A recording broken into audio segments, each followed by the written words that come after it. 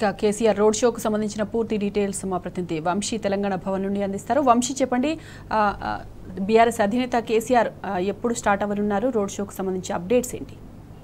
సాయి మాధవి, ఈరోజు మధ్యాహ్నం 1 గంటకు బీఆర్ఎస్ అధినేత కేసీఆర్ తెలంగాణ భవన్కు రానున్నారు. 1 గంట సమయంలో ఈ బస్ యాత్ర అనేది ప్రారంభం కానుంది. ముందుగా ఈ బస్ యాత్రకు సంబంధించి చూస్తే మాత్రం రూట్ మ్యాప్ అటు ఏదైతే ఉప్పల్ నుంచి ఎల్బీ నగర్, చౌటుప్పల్ మీదుగా నకరేకల్ క్రాస్ రోడ్ నుంచి నల్గొండ మీదుగా మిర్యాలగూడ చేరుకోనున్నారు. మిర్యాలగూడ తర్వాత అక్కడ నుంచి సూర్యాపేటలో, ఈ మిర్యాలగూడ సూర్యాపేటలో ఈ 2 ప్రాంతాలకు సంబంధించి కూడా అక్కడ ఏదైతే బస్ యాత్ర ఉన్నారో అక్కడ రోడ్ షో నిర్వహించనున్నారు.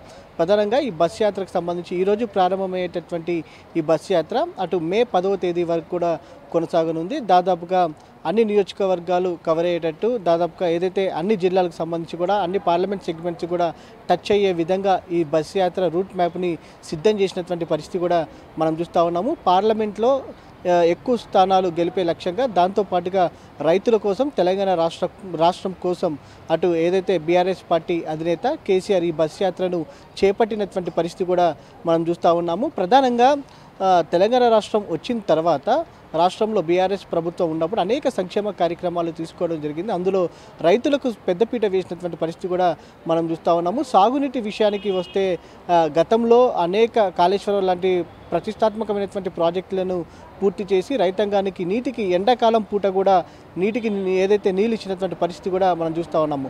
కానీ గత 4 నెలల నుంచి కాంగ్రెస్ ప్రభుత్వం వచ్చిన తర్వాత తెలంగాణ రాష్ట్రంలో రైతులకు సాగునీటి కొరత కావచ్చు, దాంతోపాటుగా అనేక వారికి అందాల్సినటువంటి స్కీమ్స్, రైతు బంధు కావచ్చు, ఎరువుల కొరత కావచ్చు, ఇలా అనేక సమస్యలు ఉన్నటువంటి పరిస్థితి కూడా మనం చూస్తూ ఉన్నాము. ఇప్పటికే బీఆర్ఎస్ పార్టీ అధినేత కేసీఆర్ గతంలో అటు ఏదైతే నల్గొండ కావచ్చు, కరీంనగర్ ప్రాంతంలో కూడా ఏదైతే పొలం బాట కార్యక్రమాన్ని నిర్వహించినటువంటి పరిస్థితి కూడా మనం చూస్తూ ఉన్నాము. స్వయాన రైతులు కూడా పెద్ద ఎత్తున వచ్చి వారి సమస్యలను చెప్పుకున్నటువంటి పరిస్థితి కూడా మనం చూస్తూ ఉన్నాం. ఈ సందర్భంగా అటు పార్లమెంట్ ఎన్నికల్లో ఏదైతే ప్రచార సరళిని కూడా చూస్తే మాత్రం ఇప్పటికే చేవెళ్ళ సభ కావచ్చు, దాంతోపాటుగా ఏదైతే జహీరాబాద్ సంబంధించినటువంటి పార్లమెంట్ సెగ్మెంట్ నిర్వహించినటువంటి సభ కూడా విజయవంతమైనటువంటి పరిస్థితి కూడా మనం చూస్తూ ఉన్నాము. క్యాడర్లో కూడా నూతన ఉత్సాహం ఉన్నటువంటి పరిస్థితి కూడా మనం చూస్తూ ఉన్నాము. ప్రధానంగా బీఆర్ఎస్ సంబంధించి బీఆర్ఎస్ క్యాడర్లో కూడా నూతన ఉత్సాహం ఉన్నటువంటి నేపథ్యం కూడా ఈ బస్ యాత్ర మరింత జోష్ నింపనున్నటువంటి పరిస్థితి కూడా మనం చూస్తూ ఉన్నాము.